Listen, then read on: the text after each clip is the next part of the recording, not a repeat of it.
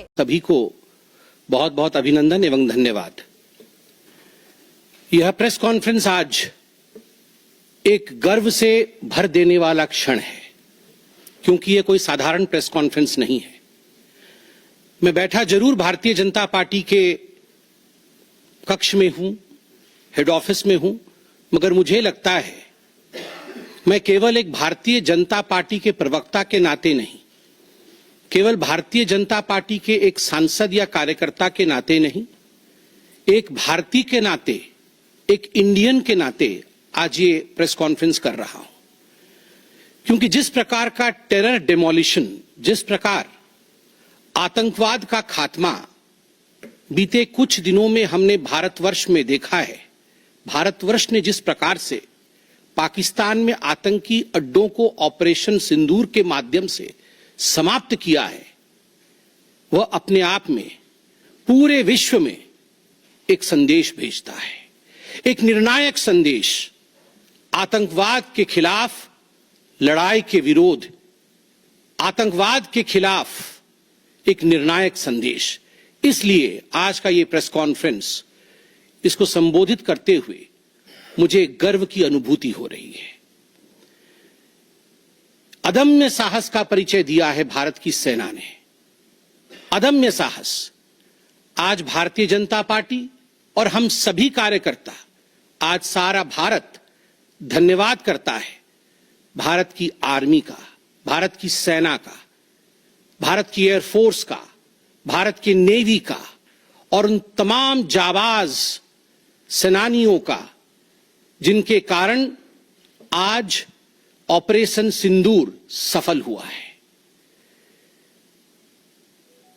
अगर सही मायने में देखा जाए तो ऑपरेशन सिंदूर और उसके विषय में पूरा हिंदुस्तान आज जानता है, क्योंकि कई प्रेस कॉन्फ्रेंसेस हुए।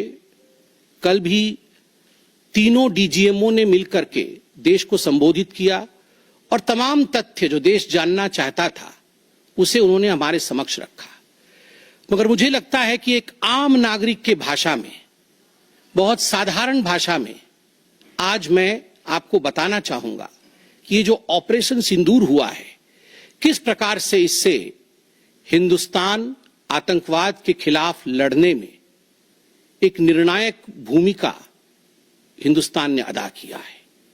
आप सभी जानते हैं 22 तारीख का वो दिन, that unfortunate day on 22nd of April, जब पहलगाम में 26 लोगों का नृशंस हत्या कर दिया गया था आतंकवादियों द्वारा। वह आतंकवादी जो पाकिस्तान से आए थे, वह आतंकवादी जो पाकिस्तान द्वारा प्रशिक्षित किए गए थे, आतंकवादियों द्वारा प्रशिक्षित किए गए थे। उनमें 25 भारतीय थे और एक नेपाली नागरिक था। प्रधानमंत्री श्री नरेंद्र मोदी उस समय विदेश दौरे में थे, सऊदी अरब में थे। प्रधानमंत्री नरेंद्र मोदी तुरंत भारत लौट के आते हैं और उन्होंने जनता की बात को सुना। जनता ने उस समय एक मांग रखी कि आतंकवाद के ऊपर हमला हो, हमें बदला लेना है पहलगाम के इस आतंकवादी हमले का। प्रधानमंत्री ने बिहार की भूमि से ऐलान किया और यह वादा किया कि मैं वादा करता हूं कि जो आपकी इच्छा है कि आतंकवाद के खिलाफ हमला होगा, हम पहलगाम के इस आतंकवादी हमले का बदला लेंगे। We will avenge the death of 26 people. प्रधानमंत्री ने कहा यह जो बदला होगा, यह आतंकवादियों के कल्पना से बाहर का बदला होगा, और जो बदला हुआ वो आतंकवादियों के कल्पना के बाहर का बदला था। प्रधानमंत्री जी ने कहा कि हम घुस के मारेंगे और मिट्टी में मिलाएंगे आतंकवादी के ठिकानों को, और आतंकवादियों के ठिकानों को प्रधानमंत्री नरेंद्र मोदी जी के निर्णय ने और हमारे सेना के अदम्य साहस ने मिट्टी में मिलाने का काम किया। यह वादा प्रधानमंत्री नरेंद्र मोदी जी का था।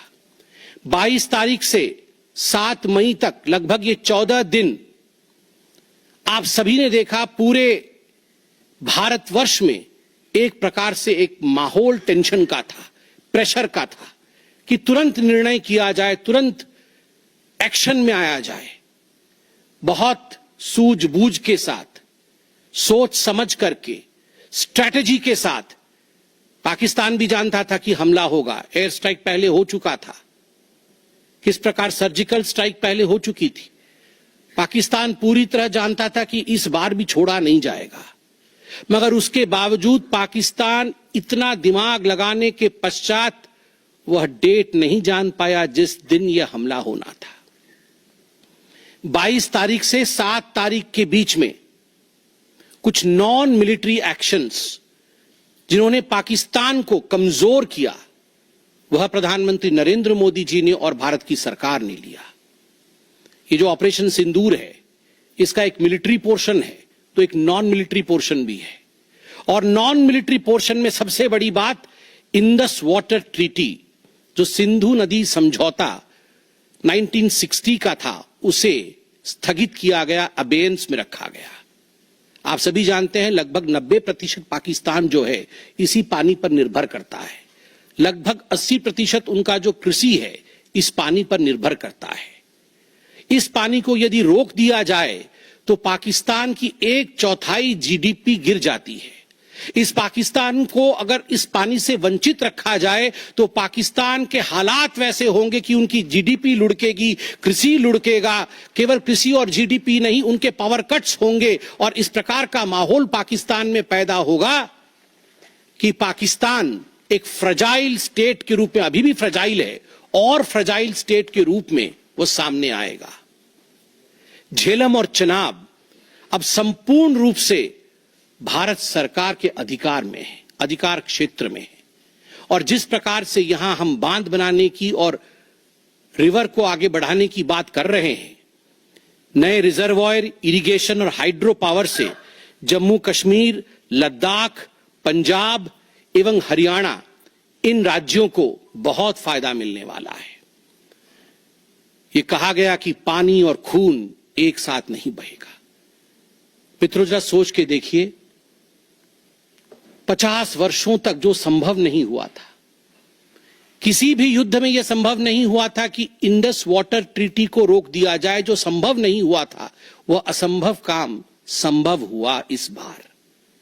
अटारी वाघा बॉर्डर को भी रोक दिया गया। दोनों देशों के बीच में कोई ट्रेड नहीं होगा और इसका खामियाजा कोई भुगतेगा तो वो पाकिस्तान की इकोनॉमी भुगतेगी। इसके साथ ही जिन लोगों के पास पाकिस्तान का वीजा था और वो हिंदुस्तान में, पाकिस्तान के नागरिक जो हिंदुस्तान के वीजा के साथ भारतवर्ष में रह रहे थे, उन सब को बाहर निकाला गया। पाकिस्तान का कोई भी आर्टिस्ट, कोई भी परफॉर्मेंस वो भारतवर्ष में नहीं हो सकता है। इस प्रकार के कड़े प्रतिबंध पाकिस्तान के ऊपर लगाए गए। माननीय प्रधानमंत्री श्री नरेंद्र मोदी जी ने लगभग 20 देशों के राष्ट्राध्यक्षों से सीधी बातचीत की। How to isolate Pakistan, how to fight against terrorism. और सबसे बड़ी बात है, तमाम देशों ने भारत का समर्थन किया। सऊदी अरब, यूएई, यूएस, आप सोचिए, इस्लामिक वर्ल्ड के बड़े देश हैं सऊदी अरब और यूएई, इन्होंने भारतवर्ष का पूर्णतः समर्थन किया। जिस समय पहलगाम का हमला हुआ था, माननीय प्रधानमंत्री सऊदी अरब में थे। सऊदी अरब के अपने दौरे को जब वो छोड़ के आए, तब उनको वहां एश्योरेंस दिया गया कि आप जाइए, हम आपके साथ खड़े हैं, वी सपोर्ट यू, हम टेरर के खिलाफ आपके साथ कंधे से कंधा मिला के लड़ेंगे।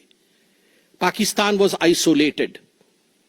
ये जो नॉन मिलिट्री एक्शन लिया गया, आज मैं कहना चाहता हूं कि 50 वर्षों से भी अधिक समय तक जो टूल्स कभी इस्तेमाल नहीं किए गए थे, जिस क्षेत्र में भारतवर्ष कभी नहीं गया था, वह टूल्स इस्तेमाल किए गए।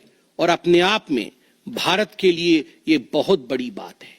बहुत बड़ी बात है कि इंडस वाटर ट्रीटी को रोका गया।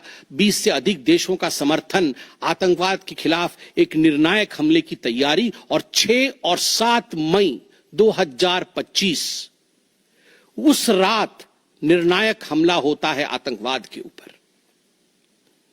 सभी जानते हैं कि 9 आतंकवादी ठिकाने जो पीओजेके में थे और पाकिस्तान में थे।